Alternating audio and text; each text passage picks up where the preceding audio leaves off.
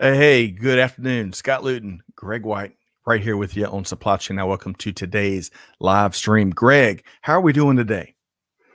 Let me check with my palate. We're doing great, Scott. You know, I never know how you're going to respond right on the Neither front do end. I. Well, a pleasure. I tell you, this has been Next time is a cowbell.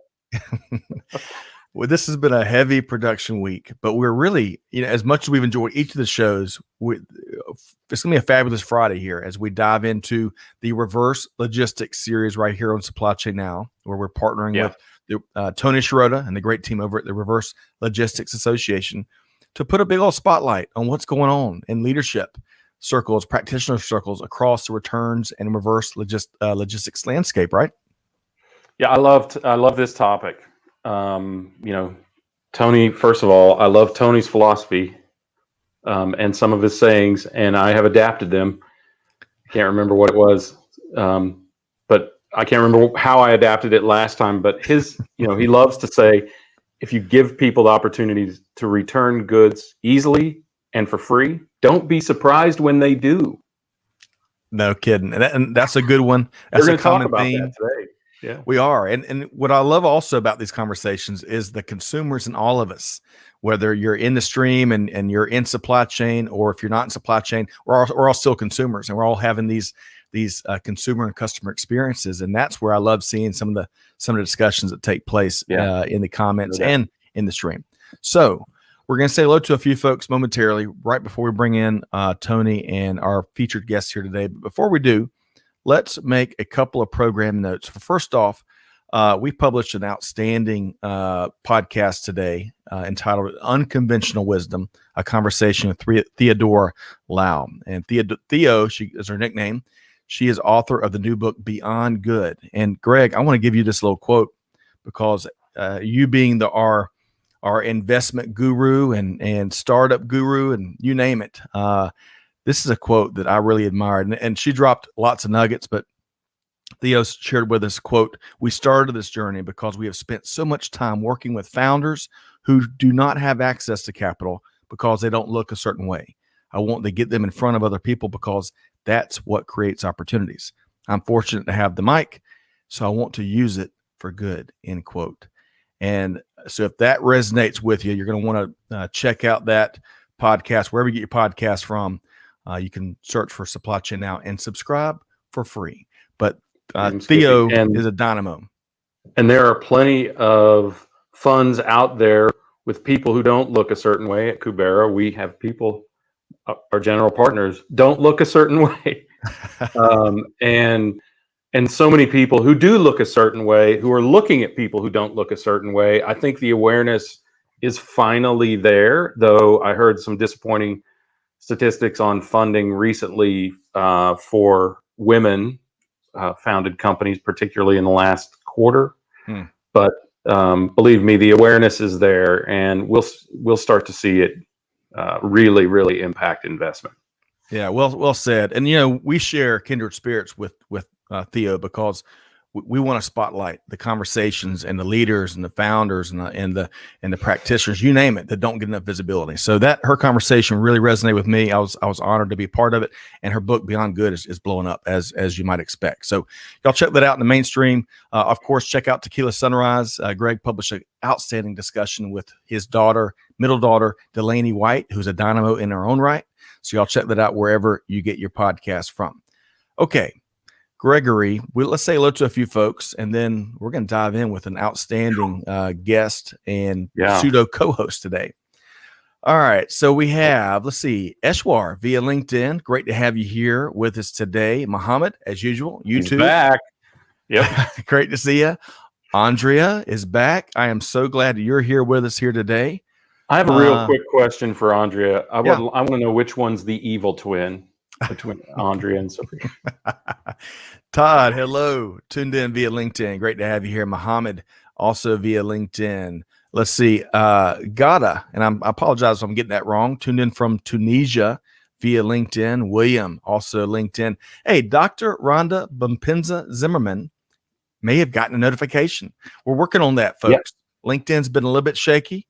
We got some great input from Peter right? We're gonna try a few things out, but great to have you here, Rhonda. What were you gonna say, And Greg? of course, Clay is probably leaning on him. You know, Clay has special influence. The dog has special influence with all of our platforms. It's like I think they have a special channel for him to provide them feedback. I agree.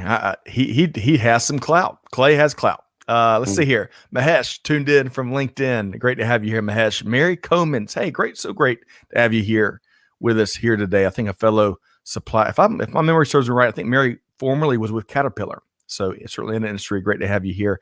Peter Bollet. Happy soaking wet Friday morning. Simply pouring rain here in Montreal. Thinking the Suez could use some of the moisture to float a ship right about now. Love that. Well, hello, everybody. Great to have you here. Sorry we couldn't get to everybody. But on that note, really quick, Slate, we'll try to drop it in the comments, but Slate published a really neat collection of solutions from kids of how to free that ship in the Suez Canal. And as you might expect, so many row it out of there. Right.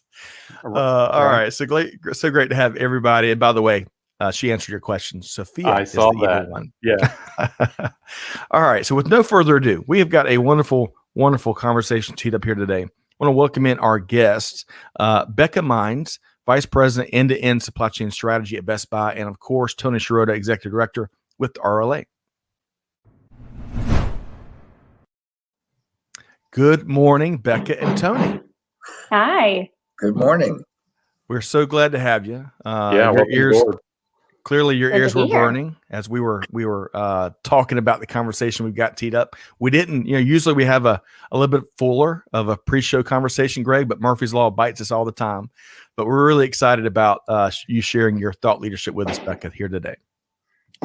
Yeah, happy to be here. I'll apologize in advance. I'm sure many of you are working from home and some of you might be investing in your home. So if you hear a impact driver in general, like bathroom remodel noise happening, what sounds like right above my head, it's because is that what it is? It's a bathroom remodel. Yes. Congratulations. Thank you. You want to share pictures? Right now it would just be a hot mess, but yeah, glad to send an after. I'm excited to get to the after, but yeah, here's how it started. Here's how it's going now. Exactly. Well, so as busy as you are, really appreciate you carving time out. Tony, this has been a great series. This is a third installment of our reinvigorated focus on reverse logistics, and always a pleasure to do that in conjunction with the RLA. So with no further ado, our community knows Tony. As Greg was alluding to, we've already got some of his t-shirt isms out there. We're going to be printing those soon. But Becca, you being our new guest here on Supply Chain Now, we'd love to better understand who you are and your role there at Best Buy. So can you share a little bit about yourself and your role?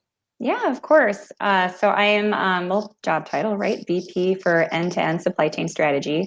Relatively new to that. A lot of things changed during the pandemic, and that was one of those things. Pre-pandemic, I was the VP for Reverse Supply Chain, but I think as part of what we'll talk about, a lot of that kept evolving into just seeing how integrated those operations were and how important it was to lean into the full end-to-end perspective, drive out costs all across the whole supply chain profile and think about things in a really holistic slant. So now my time is I'll say split, right, between the core, resale operations and core reverse capabilities, but a lot of my time now is being spent in thinking about what's next for supply chain in total for Best Buy, whether that has to do directly with the return side or just the whole way that we're evolving to answer to what is happening in the ecosystem right now. So it's exciting times.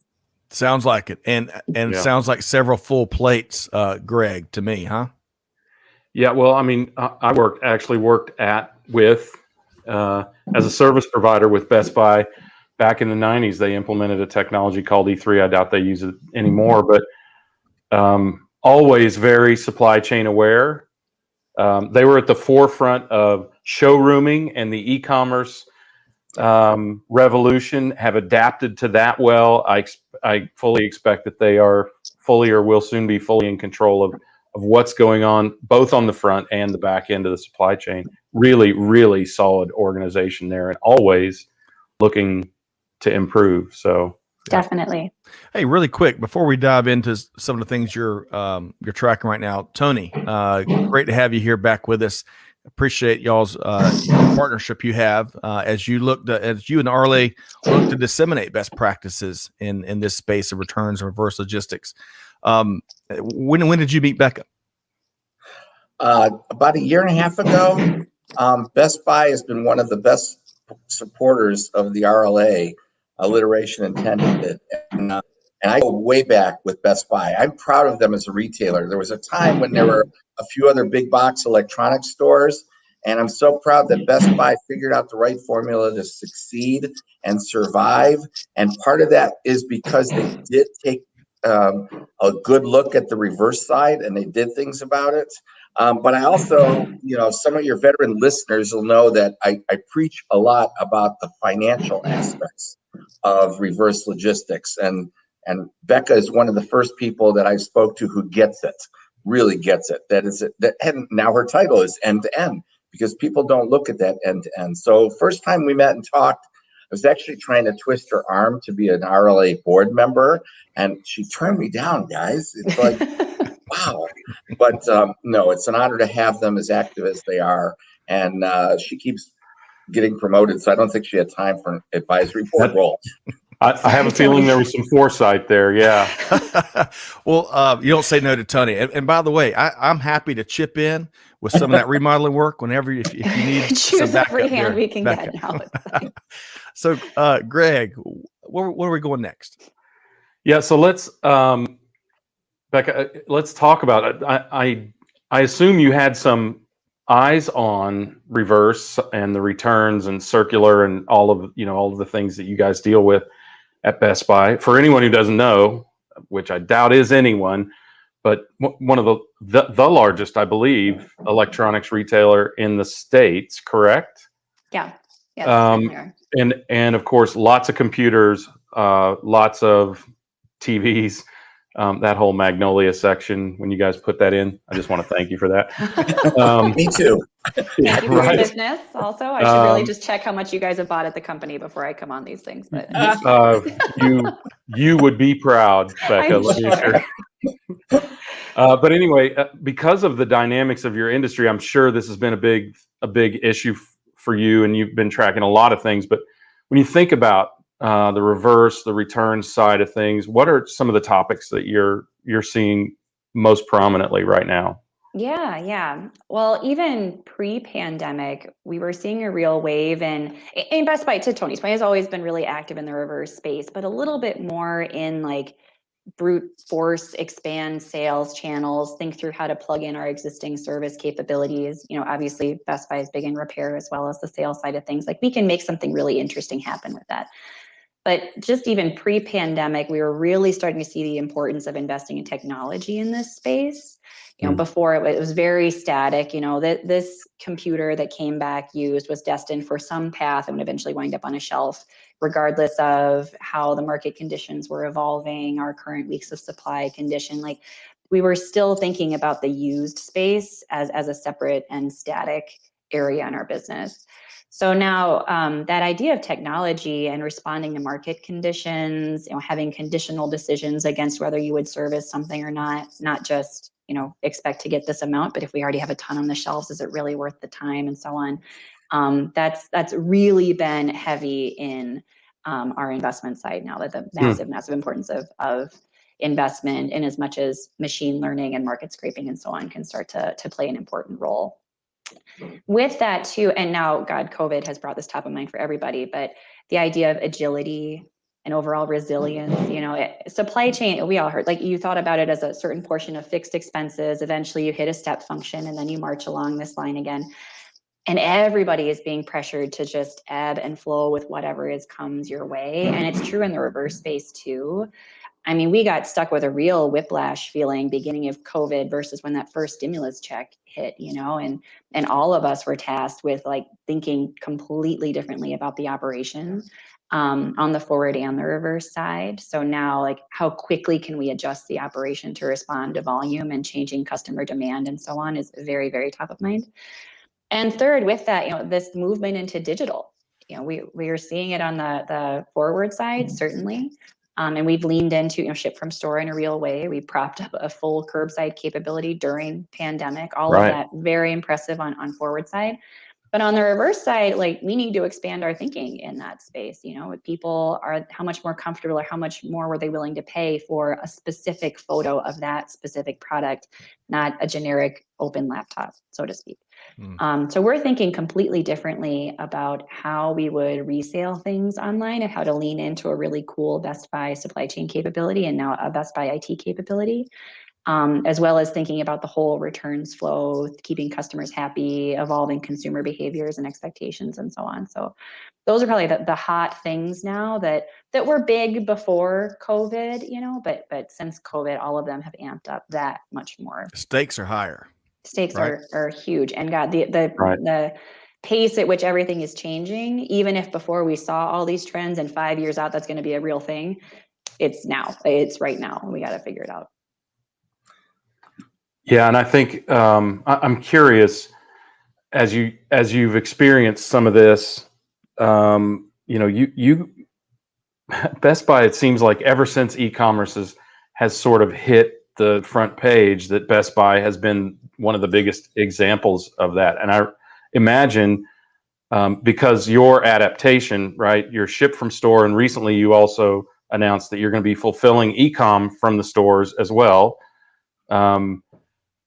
But I imagine a lot in this reverse space, you will come to the forefront of that as well. So I'm curious, do you guys relish that position? Do you just accept that you're going to be thrust into that position because the products that you sell are just so high profile, or do you seek that position? Yeah. It's like at a certain point, you can't fight the consumer behavior, and the faster that you can accept, like, this is what the customers are demanding, like, lean into that, lean into it like crazy. There was a time with Best Buy when one of our old CEOs, frankly, came out with the idea of firing a customer because they weren't profitable enough. And very unpopular, very, very unpopular.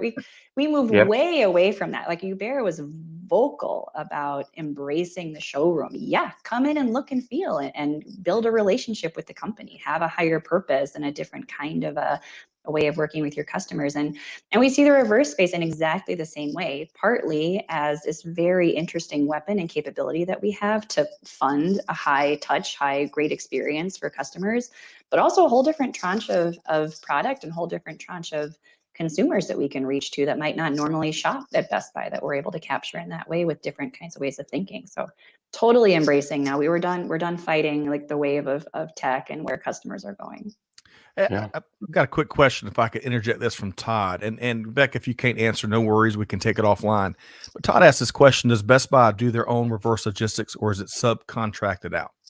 We do our own. There are certain cases where there's bits of repair or resale, certainly, where we'll lean on third-party partners. But when it comes to the logistics side and processing, we do own that. Mm-hmm. Wow. And they're one of the only ones doing that. And I also, I've been around it maybe a bit longer than Becca with Best Buy. You actually did attempt a third-party partnership years ago at a facility in Indiana, and you took it back. I was really proud when that happened. You controlled your destiny in that. So you have to take the blame if it doesn't go right, but you don't have to throw it out if it's someone else. And that was a big move. That was a giant move, because you went with one of the industry leaders at the time, and then pulling away from there made a statement about Best Buy wanted to control its own destiny. And I was always impressed with that. I'm going to say, Scott, there's also a couple of other best practices that Best Buy has led in, and others are trying to follow. One example is when you take something back to Best Buy, if you open the package, they have a policy and a program to put it back on the shelf, even cables, and just put a markdown sticker on the bag. And they're not afraid to do that, where some retailers, maybe also based in Minneapolis, worry about how good the store looks, and they don't want even an open package. And then the other side, of course, with the Geek Squad people being in every store, then there's the opportunity to double check that product and put it back in on a shelf, as you said, with a markdown. And Greg, I may not have as much spending available as you might have going to Magnolia, but I also go to Magnolia for those open box deals. I mean, they're just up there, and they're like, let's see what the treasure pile's got. And so you've created a culture where people come there and it's okay with them that some of these are open box. That's such a major consumer entitlement opportunity. It isn't just bring it back and we'll take care of you. It's bring it back, but we also have great values for you in the store. And that attracts a certain clientele, like some of us, and maybe Greg too. So, I love the open box stuff. I mean, frankly, great. that's what has enabled me, allowed me mentally to do it online. But I much prefer to do it in the store, because all the people in the store, they'll let you pull it out and Yep. look at it, and right. And you know, I think we have to acknowledge one thing too, that is, if you think about it, if you go way back into Best Buy's history, they literally started in the circular economy because they were the store that sold 1 and 2 year old televisions, that the traditional retailers cast off, right? So they have a significant advantage in understanding the consumer dynamic and having created a consumer culture that allows them to do things like mark it down and put it back on the shelf, right? And man, you know, they were just coming out of that as their primary model when I started working with them in the mid 90s, which is just over 2 decades ago, isn't it? I probably shouldn't have confessed that. But I think that the culture of innovation that Best Buy has, and the culture of constant improvement that Best Buy has, and frankly, as Becca has alluded to, said outrightly, they don't fear that change. They know that they're on the forefront of that change because of the industry that they're in. There aren't many shows in Vegas about products other than consumer electronics, right? There Right. isn't a toilet paper show in Vegas. Not yet. Right? There hey, might be, really, but There no probably one is should be interested. now. Yeah, interesting. I love I love pioneers, especially pioneers in the remanufacturing space, which is what Greg is alluding to, and going back to being able to make the bold moves as a organizational leadership team to bring things back in and take it on if it doesn't work when you outsource. I mean, that, of course, as we all know, that's not solely challenges in the reverse logistics space. That supply chain as we know it here in 2021. I got real quick before we move on to the next question that Greg's going to pose to you. You mentioned Geek Squad. My most fateful day as an entrepreneur involved a Geek Squad, but it really they did a great job. My 2-year-old at the time pouring milk into my PC, which it will crush any disk. I was going to say, how did that come out? Not a good day. Not a good day. But the great folks at Geek Squad, I bet I spent 8 hours with them. So really appreciate what they do. Okay, so Greg, I think kind of next we're moving into some lessons learned and things that may stick, right? Yeah, let's look into our crystal ball and look forward a little bit, right? And talk about what you see coming, both of you, frankly, but what you see coming as the biggest changes in reverse. I'm interested, obviously there's a lot of self-interest here, but I'm interested in what you see in terms of innovation, but what you see also from the practitioners and what their needs are, what their goals are, what their actions you expect them to be coming forward. Becca, you want to start? Yeah. I'll kind of, for a lesson learned, I suppose, if you want to start someplace, I think a lot of my time and energy, and a lot of the energy on the reverse side before COVID, had been spent in exploring different sales channels and third-party partnerships and so on. Like, how do we think about just making our resale opportunities larger? And the operations were what they were. You know, we were capable of certain things. Since COVID, like the emphasis on that operation, because of the need to be so agile and flexible with whether you service or don't, where you sell it or don't, like we were in, and to some degree still are for different reasons, in a very product constrained environment. If you can recognize that up front, actually the value of that laptop, you used to think it was only this, but people are working from home or schooling from home, and they are really eager to buy this. Like, change your thinking, get it on the shelf right now. These kinds of things, and like the need to be super agile and own that operational side as much as possible, is very, very, very key for us. And it's key across the company with other things we're thinking about in forward fulfillment too, but certainly on the reverse side. So we're getting more into more localized operations, the concept of keeping things in the market and turning them quickly, expanding the localized Geek Squad presence, for instance, instead of, letting things kind of go down the normal route that they might go down. Those are the kind of things that you're going to hear more and more and more about. On the forward fulfillment side, it's a lot of localized or even like employee-led delivery. And on the reverse side, it's really localized repair and resale and all that, to see where all that can lead in a different kind of way. Like I said, the digital piece is a big part of that, but we'll sort that out. But really, a lot of the heavy lifting is going on how this product flows through and how we look at the operations in a very different kind of way. Love that. I think the Geek Squad connection is such a huge leverage point for you. I mean, in a way, it's conceivable. Yeah. I haven't done the financial analytics, but I bet you have. It's conceivable that you might even do some local refurbishment in the store and make that product available right there. Right. Well, that's part of, you talked about, it's not just Best Buy having the wherewithal to allow for an open package and the look, feel, and so on.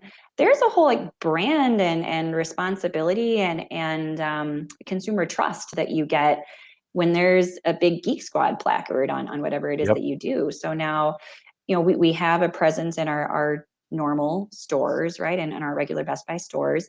We have a smattering of outlet stores. Now, do we think about that a little bit differently, actually? Like all things service and resale, geeks that you can trust, little bow ties, right? Like the exact right, nerdy person to walk you through, like, I looked at this, I looked it over, it's a great product, here's what I did to it, and you can trust it, you can take it home. Like a different way of thinking about it that you wouldn't get from any other consumer. And like we can really proactively in a different way own resale for consumer electronics, right? Not just, have to deal with more product than anybody, but own the resale side in a totally different way. Yeah. I think particularly in your industry where there is such a prolonged life of the disposed goods in the consumer electronics and computer industry, I think the more we can do to keep those things running, the better. And I really think the consumer recognizes now and appreciates that. I know that's a big initiative in RLA, and there are several companies that work on that for other brands. And other retailers and whatnot. But I really think that's a great service to not just consumers, but just generally the world, right? Mm-hmm. Commerce itself. Agreed. So I got to go back to something Becca said earlier in the discussion that is getting some play on Twitter as we live tweet today's live stream. So we've got our first, we got several, but one of the t-shirt isms we have here, Becca, you can't fight consumer behavior. You've got to lean into it, end quote. Yeah. I love that so much because as we're talking about what's going to stick or what's been here already, and it's going to be just further emboldened come post-pandemic, which we're all fighting and clawing to get into, is, stores and retailers can't just sell how they want to sell and how they want to do business. But the ones that are really thriving are, to your point, they're understanding how the consumers want to build those relationships and make those transactions and do business. And they're finding a way to do it. We were asked earlier today, Greg, on either one of your socials or something we did here. It was a post about how the retail landscape is certainly evolving, which is fascinating, by the way. But the question was, what does that mean for supply chain? Well, we got to find a way, just like it's always been, but we got to find an even more innovative way. And to what Becca said earlier, we got to be responsive faster than ever before. It's just a fascinating time. All right. Anything else before we? I don't want to shift gears so much. We got such a brain trust here in supply chain and reverse logistics and retail and returns. So I don't want to move too fast to a more broader leadership category. Anything else that you'd like to really speak to in terms of really sticky lessons that we're learning from the pandemic environment? I'll throw in for Becca's new role. One of the most expensive aspects of returns and reverse logistics is the added touch points. It's estimated in supply chain world that forward touch points might be on a high side 6 to 7 times from factory to the end consumer. On the reverse side, it's been noted as high as 20 to 30 touch points. And what Becca was alluding to is the fact that they can do it there at the store, and then people like Greg and I go and look for values. But that's a huge number, because part of it, and this relates to financial results, and I'm again proud of Best Buy having some good financial results over the last few years, because the highest recovery on a return product is selling it direct to a consumer. If you have to second tier it and third tier it to a liquidator, you're going to lose every step of the way. So instead of recovering pennies on a dollar for a return product, they're recovering quarters and more on a dollar. So it's all about, again, there's the consumer experience, that's important, but this is part of the consumer experience, and you're very much closer to the consumer, and you've taken out return touch points, and that's huge. Yeah, well said.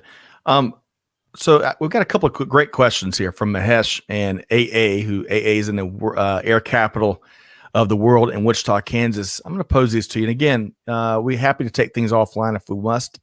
Mahesh says, hey, what kinds of checks do the return products go through in Best Buy? And what strategies do you use to not repeat the same mistake? Becca, any commentary there?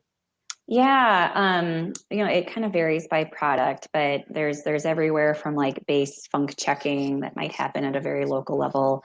There's tiers of different service abilities that we have at every single store versus something that we might move to a more central location, at least in today's environment. So there's like different, triaging more or less that goes into place. And layered on top of that is a lot of like, okay, is it worth it to send it to the next step, or do we think about the resale in a little bit of a different way? As for, I love the question, like, what strategies do you have to not make the same mistake twice? Because believe it, we have 1,000 stores almost across the country, many different geeks out there. And as much as like you employ different ways of like funk checking, wiping consumer data, my God, like these kinds of things can bubble up. And unfortunately, sometimes it happens in form of customer feedback, but we are pretty constantly going in and checking on like, is this really excellent or is this really fair? Here are the different ways of thinking about that, reinvigorating training and so on to try to get pretty precise. But I do think, like when I alluded to thinking about these localized operations a little bit differently and maybe leaning more into like an outlet concept or a different way of selling, that there's a sort of decentralized, centralized approach here that at least starts to pool labor a little differently, shares outcomes across the service individuals and how much we're going to get back for this product, that feedback loop happens a lot more quickly and we can make more real-time improvements to how we're working with the product. But excellent question, very top of mind. Excellent question. Greg, as I do the abracadabra to bring Tony back in, do you want to follow up on her comments? Everybody look over here. I think I'm back. You're back. You made it. You're back. Yeah, I mean, I think all of this makes me think back to having worked with the company, and I just think it's all so consistent with the way that they have managed. I mean, even though it was probably 2 or so CEOs ago, let's put it this way, Becca, you were still in Eden Prairie when I worked with you all. So, the old campus, yeah. And relatively new to Eden Prairie, if I recall correctly. I don't know, but in any case, I think it just, to me, it just enunciates an organization that I would say relishes the spotlight, because you would be hard pressed over the course of the last 20, 25 years to have been more high profile than Best Buy, and they have come through with flying colors. And the reports were not great when, in the mid 90s. Customer service was not good. Product follow-up was not good. They frankly had come out of bankruptcy in the first part of the 90s. And to have come back from 243 stores when I was working with you, and just being happy to be opening 2 stores the next year, they've added over 750 stores. And I think that speaks well to the financial wherewithal, the response to the customer, and that customer response has changed dramatically over the years, and the ability to stay ahead. They've outlasted Circuit City and Fry's and whoever else, other big companies that have just gone away in this super tough, tight margin market with high high expectations, because people like Tony Sciarrotta, who, if anyone doesn't know, is one of the most discerning ears as regards technology and music you will ever know. I can tell you, he has spent a pile on his sound system. And those are the kind of people, I mean, it is an unforgiving customer base that has such an incredible technical knowledge. To be able to please those folks and to continue to reach to be better, I think is a really, really powerful statement. Well, so welcome back in, Tony. Hey, Murphy's Law is alive and well, as we were talking about pre-show. We've got a couple more questions from neighbors. The audience. Were playing Fortnite, Scott, I bet. I want to pose to Becca here momentarily, but really quick follow-up, Tony. Anything that you'd like to piggyback on what Greg and Becca just shared? Yes, because I also want to acknowledge that Best Buy is one of the largest corporations in the world with a woman as CEO. And I don't think we've touched on that yet. And Corey Berry is an amazing leader. And she is literally up from the ranks, correct, Becca? Yeah, she came up from the store level and rose through the company. So she is, I mean, she's all over LinkedIn with a lot of good statements, and represents, again, such a move towards diversity. And I give credit again to Corey Berry and the rest of her team who do focus on that customer experience, because ultimately this stuff moves around fast, but ultimately if you can reduce the returns by improving the customer experience, that's one measure of success. And you build net promoter score. And Becca, I didn't look up net promoter score for you, but I think your numbers are getting up there quite a bit compared to other companies that are out there as well. I bet they're doing well. All right, a couple quick comments, and then I'm going to share your next question from AA here. Becca, it kind of falls in conjunction with what Mahesh asked earlier. But first, Simon says, "Hey, 5 more guests, and then Supply Chain Now can play tic-tac-toe." What a great commentary there, Simon. Love that. Can we fit that many? Because I think we should, if we can. Peter like another says, Hollywood Squares or something. Yeah, there you go. Sure, go Becca, you're fitting right in, I'll tell you. Hey, Peter says, "Love that look inward for solutions and learn as you move forward." I agree. Which brings us to AA's question. What type of supply chain data analytics help you lean into customer behavior? And of course, 1 or 2 would be perfectly fine. Not no deep dive. Oof. That's a great one. That's a really great one. This is an area that we're starting to invest in a more interesting kind of way, because to Tony's point, right, when we know our NPS numbers, it's because like that has been like the guiding principle for us to set bars for ourselves. Like end of the day, is a customer pleased with the experience that they got? Probably like a lot of supply chains, we measure everything on speed, spend, and service, right? Spend has always been just that outcome, but we know that customers want things fast. We know that customers want things, in the way that they want it, in the right level of service. So that has been a lot of how we've been leaning on things in the past. Probably a little bit more informal on the survey side, but then more formalized on, the speed metrics and so on. Where we're hoping to go is more in actually watching shopping behaviors, thinking about all of that, not just nationally like we have been, but at a very localized level. We're recognizing more and more that, the Manhattan market and the demands of a Manhattan customer is different than a Kansas City customer, or you name it. And so the solutions and the bars and the metrics and all that need to be thought about in a very different kind of way. So you'll see us expand more in the data and analytics side, certainly, to think about not just big picture, are customers happy, but how are they actually showing us that they're happy? Are they coming back? The idea of brand love and how that shows up. And then thinking about all that at a more hyper local level and making adjustments within the markets to make sure that those customers get what they need for their situation. Love that. So much is involved, and it's interesting to hear a trailblazer further investing and just looking to widen the gap in what you are doing when it comes to supply chain analytics. One more quick follow-up question, and then we'll move on to kind of broader leadership or get Greg or Tony. Mary's got a great question here, and again, this is above my pay grade, so Becca, feel free. But this is interesting. Does the current price for rare earth metals change decisions on disposition of returns? It should, shouldn't it? Yeah. It should. That's one of when I mentioned investment in technology and keeping tabs on market conditions and all of this, like this is exactly one of those places that we need to work with more. And we have great relationships with our recycling partners that do more of the rare metal earth harvesting on our behalf. That's not something that we own within our operation. That starts to evolve the way that we would think about the bar for investing in a product versus, relying on some of our talented friends in the space. Yep.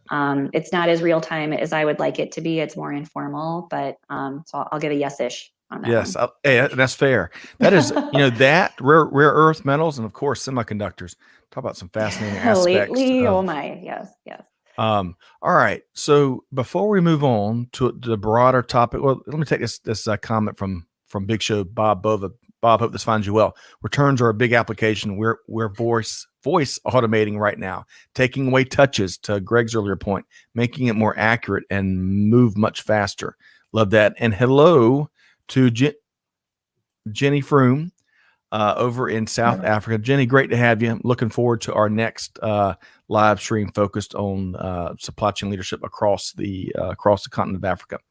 Okay, so let's talk about leadership. That's one of our favorite topics to talk about here, Greg and Tony and now Becca. Any eureka moments that, and Tony, let's start with you. We've been peppering Becca with questions, and she's come out with flying colors. Yeah. But Tony, let's start with you.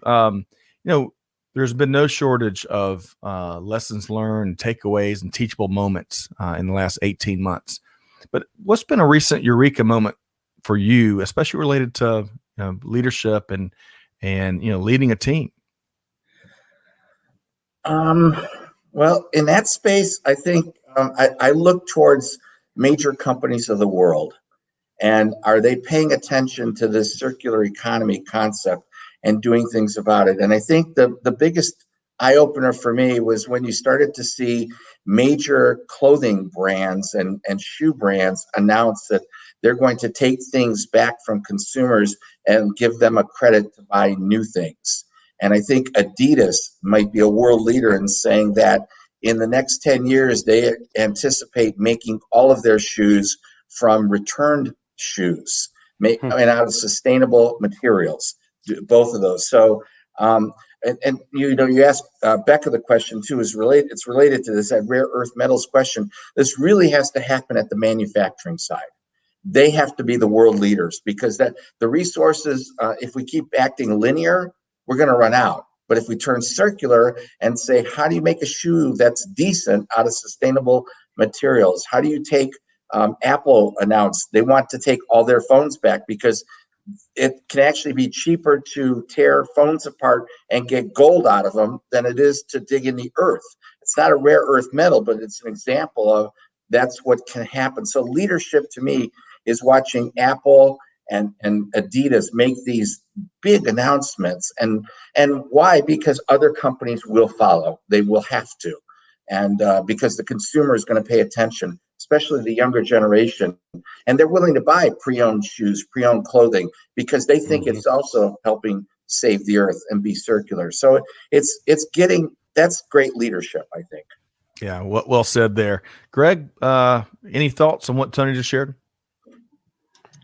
Well, yeah, I mean, I always go back to what Tony, I think, is the ultimate leadership in reverse and circular economy, is figure out a way that helps eliminate as many returns as possible. That is the most important return strategy ever created. And that is, is to enable someone, especially with highly technical products like what Best Buy has, enable someone to figure out how to make the damn thing work rather than return it because they couldn't figure it out, right? Put an any key on laptops. Things like, don't you think that would work for people? Good pickup, Tony. I'm glad you gave me a courtesy chuckle there.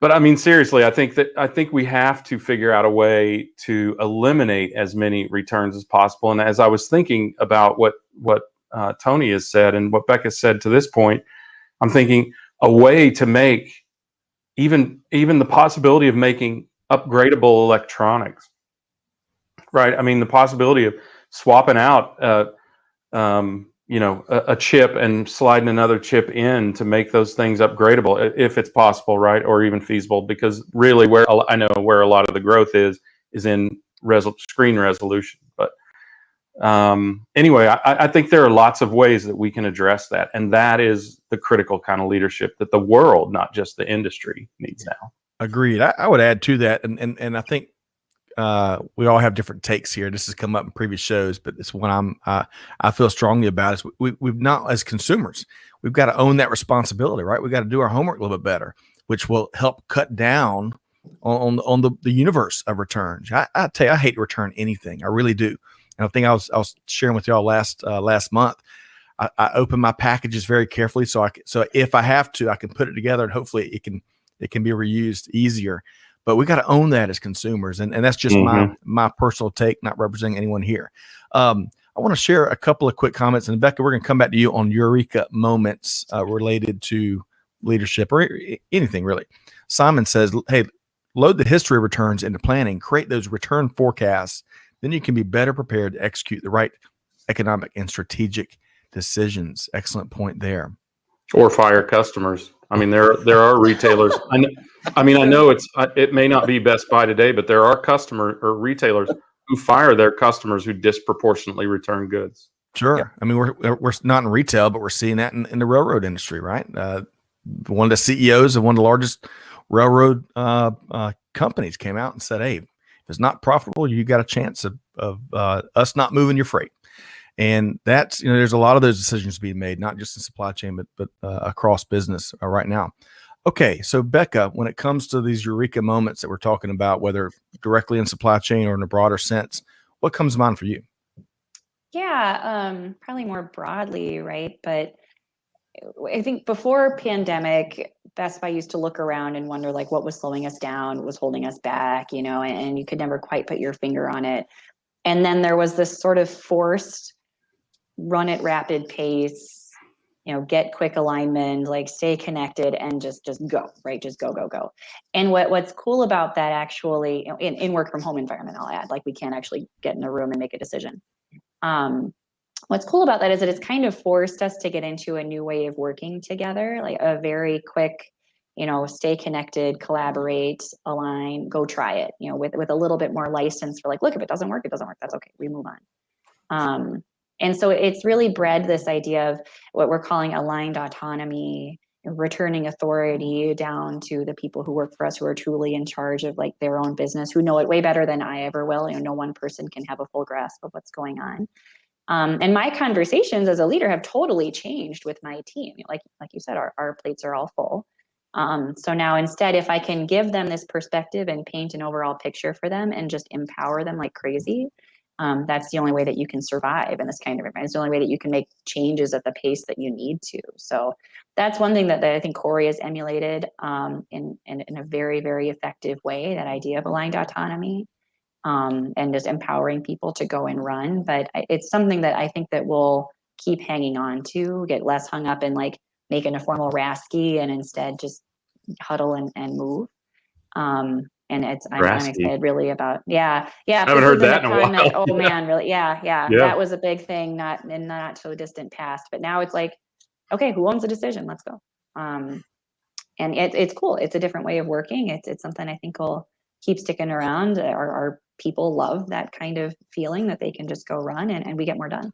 Well, on that note, I bet from a recruiting standpoint, from a career fulfillment standpoint, if that makes sense, I bet your team loves that. And I bet the organization loves that. The ability to, do your homework, make the decision, own it, and move on. And of course, that old phrase, fail cheap and fail fast. Of course, that's so cliche these days, but still decisions got to be made and someone's got to step up and do it. And it sounds like the culture there empowers folks, no matter their job function, to make decisions.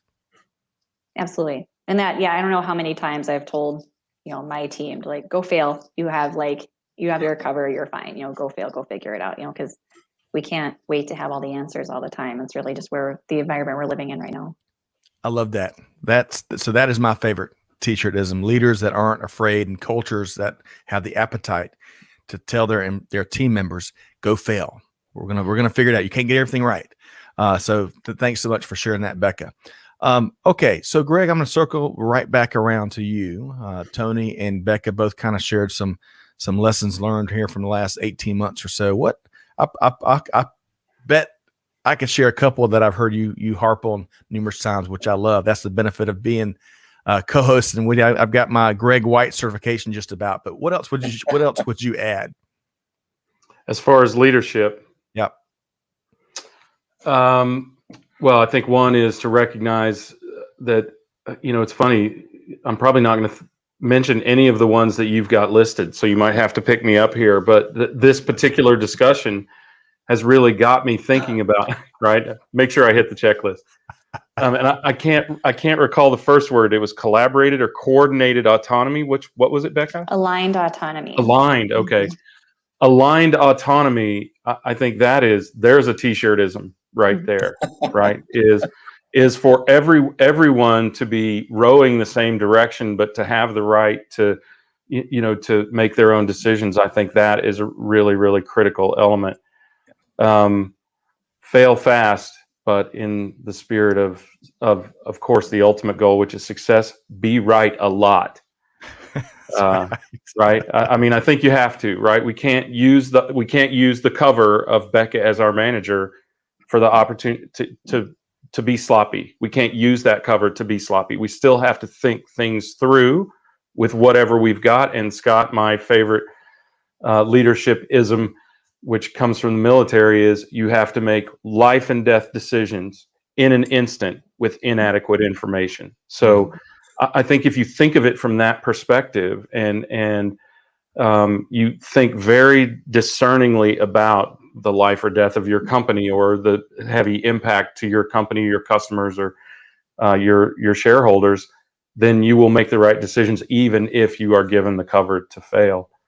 To me, one of the things that is really enlightening, empowering, I have 3 daughters, is that there's so many strong women leaders in this company. And I think, Tony, about the bunch of smart ass guys that we were talking about. It will be a lot of guys who are really, really rigorous about how they feel about technology, and to take on that industry internal to a company, but also the customer base, which is unforgiving in any measure. To take that on and embrace it, and to want to be in the forefront of that kind of change, and as an example, as a company in so many ways, I think that is a really powerful example. If there's anything that really stands out to me, Becca, from what you've shared and what we've seen over the years with Best Buy, it is you want to be the tip of the spear, right? You want to be out there leading, stumbling, taking the arrows, and changing things. And I think you've done a hell of a job to date as a company, and it sounds like in your relatively new role, right, about 3 months, right, that you have a great perspective from a finance perspective, and yet the other thing that stood out at me is your creativity and the embracing of creativity that you do to solve those problems towards a financial goal. Critical, absolutely critical in this day and age. So Appreciate that. So much, you blink and we're almost at the top of the hour, or is at the bottom of the hour. I'll never get that right. But regardless, Becca, we really appreciate your time here today. You've got so many plates, and the retail landscape is such a fast moving one. It's so intriguing when we have retail leaders and reverse and supply chain leaders join us from that space. How can our folks, our community members, connect with you and connect with Best Buy? Yeah, find me on LinkedIn personally, right? And if you want to keep up on a lot of the things that you'll see our CEO posting and Best Buy posting, we're all over it, right? It's a nice way to keep in touch just to see what the company's up to. We've certainly stuck with a lot of personal stories. Our employees are very centered to what it is that we do, and great customer stories out there too, to start just seeing generally what we're up to as a company, and ping me anytime. Awesome. Well, thanks so much for carving some time out here. I really have enjoyed what you've shared, and thanks for taking those questions from our community as well as those from our panel here. And Tony, same question for you. I know y'all have got a bunch of things going on at the Reverse Logistics Association. How can folks connect with you and the team? Well, most important of what we're doing these days is this great series. Once a month, we find an industry leader to talk about the end-to-end picture, the reverse logistics side, and so proud that they're engaged and members of the RLA. And the rest of the audience can be a member of the RLA community by going to www.rla.org. So that's the Reverse Logistics Association website. It is free to join the community. There are membership benefits for corporations to join, and sometimes individuals. And I'm on the second page. Well, I'm on the front page too, but the second page, find me. And email simple. It's tony@rla.org, TONY. And I'm not sure. Just that easy. It's that easy. I think my phone number is on the management team page too. So we try to be very accessible to the world because we are global. Agreed. And I'll tell you, Becca and hearing from Becca Meinz here with Best Buy is very representative of the incredible people that make up your board and make up, those leaders and practitioners that are helping disseminate information and best practices in this fast moving world of reverse and return. So Becca, really appreciate your time here today. Vice President, end-to-end supply chain strategy at Best Buy, and Tony Sciarrotta, always a pleasure with the Reverse Logistics Association. Hope to have y'all both back very soon. All right. Great. Thanks, everybody. Yeah. Thank you, so Becca. much. Thanks, Tony. Right. Bye Good now. seeing you. Man, I'll tell you what, that was, I think we gained some kind of degree or certification after having that conversation. It really, if you think about the scope of what's behind Becca's POV she shared here today, it's fascinating. And so this is one of my, each of these, we learn different things from each of these different live streams, different series, but anything touching the retail space right now is one of those that is a business lesson in every conversation. It is. I think one of the things that just really jumped out at me even before we got on the air is her title, right? Vice President, End-to-End Supply Chain Strategy. That's a big commitment for a company to make, right? To say we're doing it, right? We're putting somebody powerful in charge of it. I think that is an incredible commitment by any company. Agreed. Agreed. Great point. I want to share a couple of quick comments here. I'm going to avoid some of them. But I'll go back to one I completely agree with. He says, Sigit says, Greg White, rocking it. I love it. Greg is always rocking it here, folks. He's the cool one on our panel, as always. Let's see here. I want to share a couple of, did I share this one maybe? Krupa? This could also work with batteries. I didn't see that, but I agree. And that's really critical because not only is the process of creating batteries, not only is that process highly impactful to the environment, but the disposal of them is. Agreed. So, and there are a lot of companies who are actively embracing reuse or appropriate disposal of battery components. It's really interesting sector because it's almost, and it's not perfect, but a little bit of a generalization. In the battery space, you got folks innovating and doing things differently and thriving and growing. And then you got folks going bankrupt because they're clinging to, the traditional aspects of that sector. So that's a great comment there, Krupa. And hopefully I got your name right there. Peter Bolay shared, I don't think I mentioned this, Played Against Sports. They've been in a reuse space for a long time.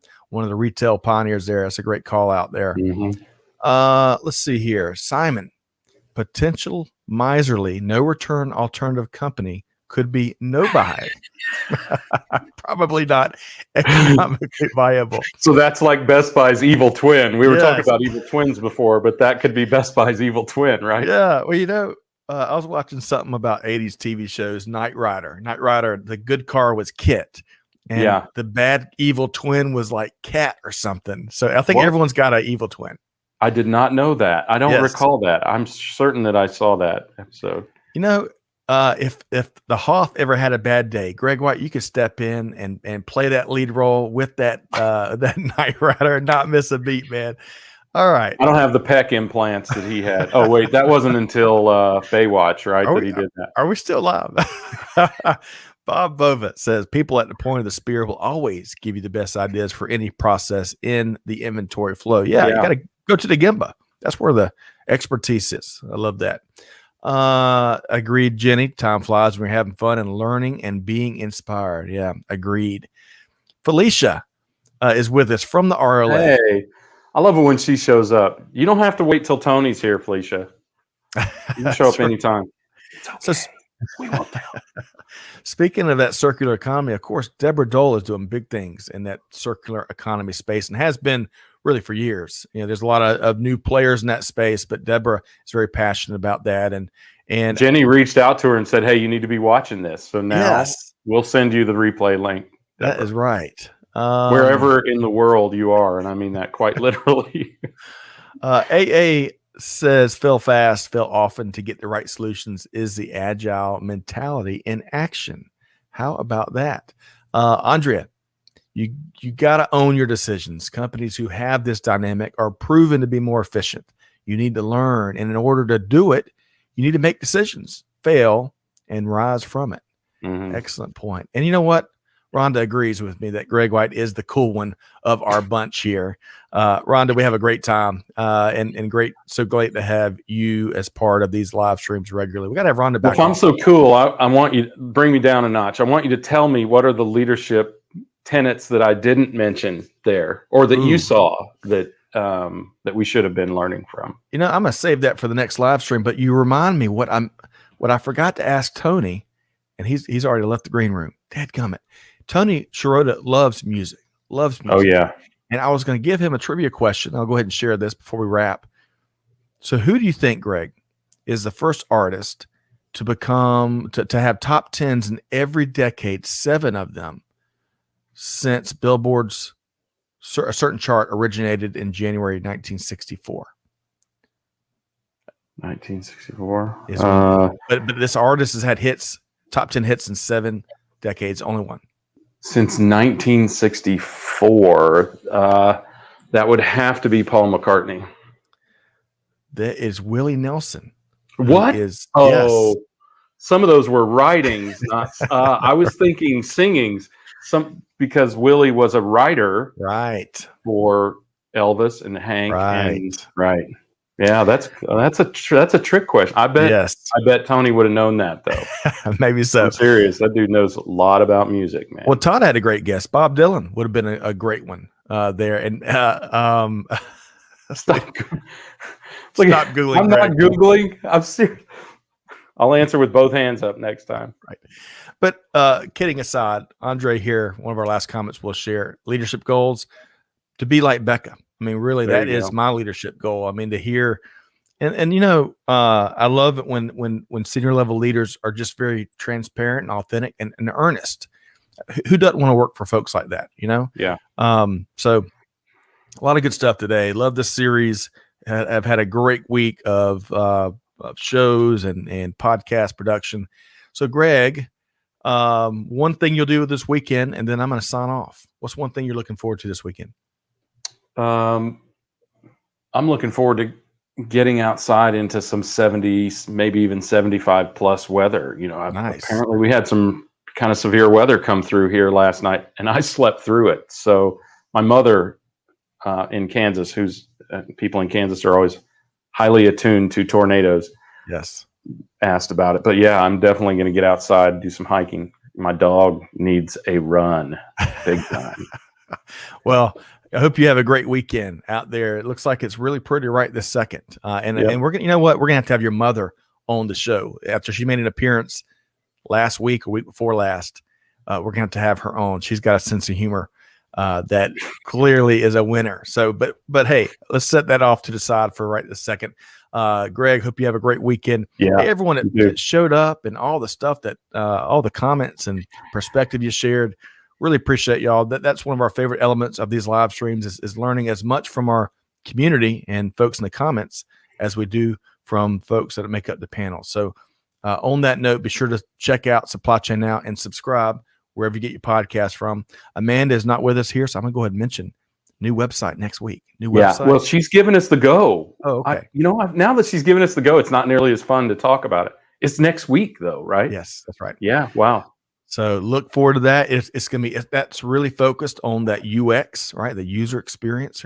Yes. Better search functionality and many other things. So y'all check that out. A lot easier to navigate, to get to the specific shows that you want, to select a podcast or a YouTube.